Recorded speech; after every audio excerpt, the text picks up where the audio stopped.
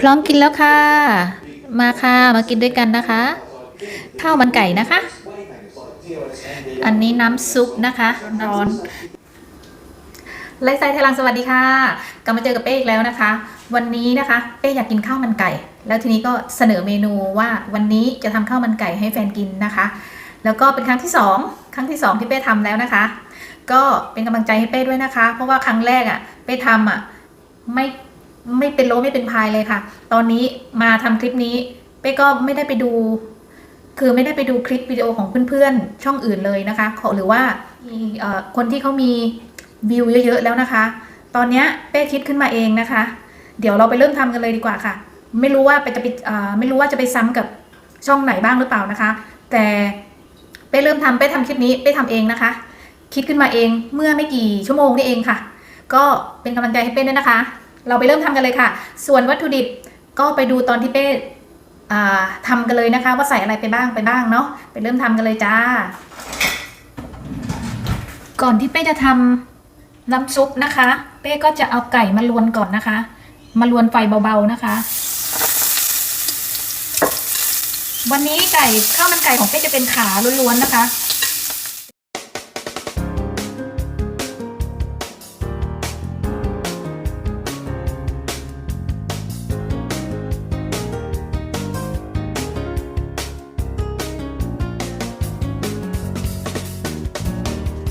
เพิ่มความหอมอันนี้ก็จะมีกระเทียมพริกไทยดำนะคะแล้วก็เม็ดผักชีนะคะถ้าไม่มีรากผักชีเป้ก็ใช้เม็ดผักชีแทนนะคะเอามาคลุกเคล้ากับไก่ค่ะแล้วก็เอามาลวนในหม้อให้หนังไก่มันตึงนิดนึงเนาะ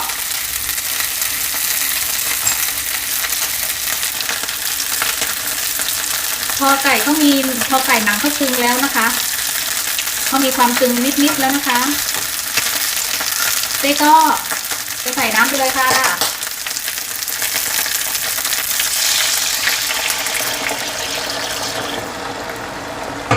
แล้วก็เร่งไฟเลยค่ะเดี๋ยวรออีกสักพักนึงให้เขาให้ไก่สุกนิดนึงนะคะเดี๋ยวเราจะมาทำน้ำซุปกันไม่ใส่ไม่เยอะนะคะเราต้มน้ำไก่เนี่ยเพื่อที่จะเอาน้ำไก่ในนี้ไปหุงข้าวนะคะก็รอสักพักนึงค่ะ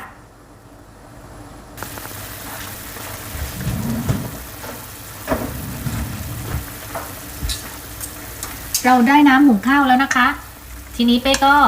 จะย้ายไก่ไปทำน้ำซุปโอเคโอ้โยนะคะย้ายไก่ไปใส่หม้อนี้ไปทำน้ำซุปค่ะ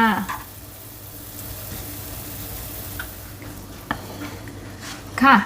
แล้วเราก็ได้น้ำข้าวมันไก่แล้วนะคะ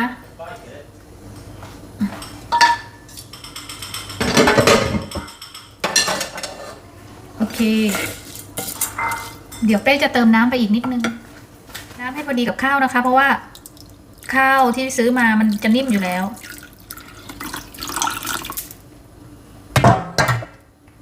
เติมน้ำไปนิดนึงอย่าเติมเยอะเดี๋ยวข้าวจะแฉะนะคะประมาณนี้แล้วก็นี่ใบตะไคร้ของเราเพิ่มความหอมนะคะแล้วก็ไปนึ่งแล้วก็ไปหุงได้เลยค่ะนะคะเราก็กดจึ้งหุงเลยปิดฝาด้วยส่วนไก่อันนี้นะคะเราจะต้มน้ำซุปกันแล้วค่ะน้ำซุปของเป้นะคะก็เป้ก็จะใส่อันนี้ไปนิดนึงกระเทียมพริกไทยแล้วก็เม็ดผักชีนะคะเราไม่มีรากผักชีเป้ก็ใส่เม็ดผักชีไปแทนนะคะแล้วก็คนอไก่ค่ะเป้จะใส่คนอไก่ไป2 ก้อนเลยนะคะอันนี้คือคนอก้อนซุปไก่ ใส่ลงไปเลยจ้า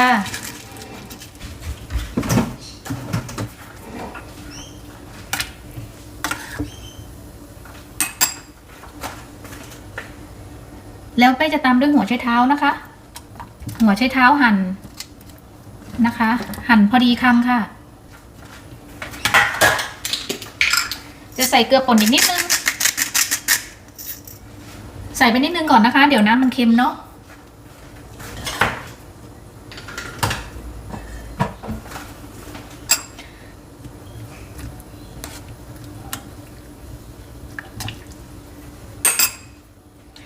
เดี๋ยวมารอตอนดูตอนสุกนะคะเย่แล้วก็น้ำซุปของเราก็อร่อยถูกปากแล้วนะคะเป้จะเอาไก่นี้ที่มันสุกแล้วนะคะเป้จะไปพักไว้นะคะเพราะว่าเป้จะกินตอนเย็นเนาะเป้หุงก่อนพวกเป้จะกินข้าวกันประมาณ5-6 โมงเย็นนะคะแล้วไก่อันนี้เป้ก็จะเอาออกจากหม้อน้ำซุปนะคะเอาไปผึ่งไว้ค่ะผึ่งไว้ให้เย็นนะคะ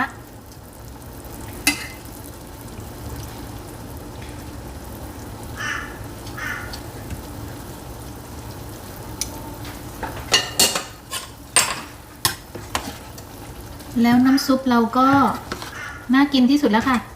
เป้จะใส่หัวไชเท้าแค่นั้นเองนะคะแล้วก็คนอร์ก้อน2 ก้อนนะคะใส่เกลือนิดนึงเกลือป่นนิดนึงนะคะตามความชอบของทุกคนนะคะแล้วเป้ก็ใส่น้ำตาลไป2 ช้อนโต๊ะนะคะแต่ทำครัวก็ต้องขาดเป้ทำครัวเป้ทำกับข้าวอ่ะมันต้องมีอย่างหนึ่งอย่างใดขาดนะคะที่ขาดเพราะว่าอะไรเราไม่ได้ซื้อเราลืมซื้อขาดต้นหอมผักชีค่ะเพื่อนๆทุกคนนะคะก็นี่นะคะไก่ของเราเดี๋ยวทีนี้ก็รอให้เย็นสักพักหนึ่งเดี๋ยวเป้ก็จะไปเลาะเอากระดูกออกแล้วเราค่อยถึงเวลากินแล้วค่อยมาทำกินกันเนาะทีนี้นะคะน้ำจิ้มของเรานะคะเป้จะใช้วิธีง่ายๆเพราะว่าถ้าเกิดว่าจะทำเองอ่ะมันก็เปลืองวัตถุดิบเป้ก็เลยซื้อสูตรสำเร็จรูปมานะคะสูตรสำเร็จรูปของข้าวมันไก่นะคะเป้ก็จะใช้ยี่ห้อนี้นะคะถูกปากรสชาติของแฟนมากเลยเพราะว่าเราเคยทำแล้วครั้งหนึ่งแล้วทีนี้ก็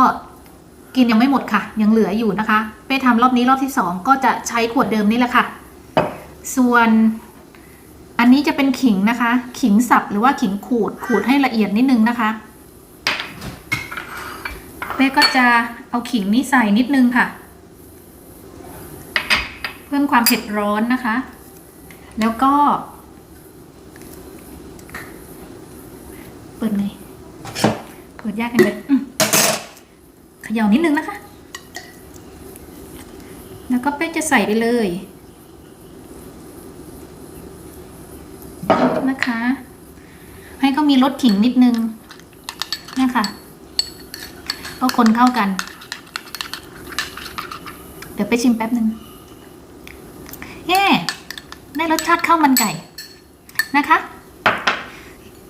เดี๋ยวพริกอันนี้นะคะเป้จะแยกเพราะว่าแฟนกินเผ็ดไม่ได้แล้วตอนนี้เป้ก็จะแยกหั่นผสมในนี้ต่างหากเนาะเดี๋ยวมาดูตอนเสร็จสับและข้าวเย็นกันนะคะจ้าเดี๋ยวเราก็จะมาเลาะไก่ออกเนาะเราก็จะมาเลาะกระดูกไก่ออกเนาะร้อนๆได้เวลากินแล้วนะคะนี่เราก็จะได้เลาะเนื้อไก่ออกร้อนแฟนเป้ก็ไม่กินกระดูกนะคะเดี๋ยวเป้จะแทะเอง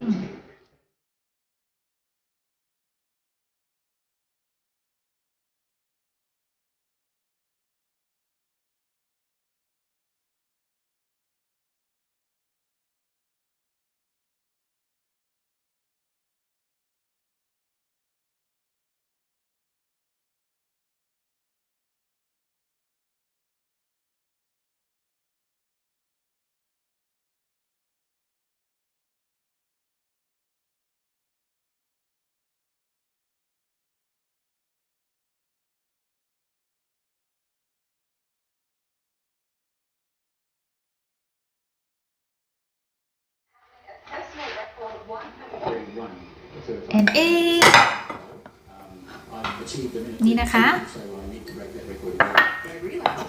ข้าวมันไก่ของเราข้าวร่วนดีมากเลยค่ะ ทีนี้เราก็จะมาจัดจานกัน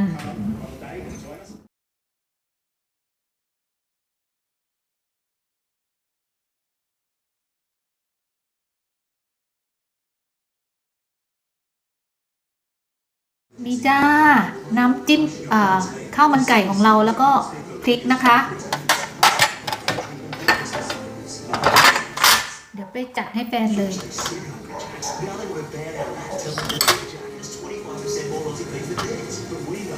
ส่วนของเป้ก็จะใส่พริกนะคะ นี่ พร้อมกินแล้วค่ะ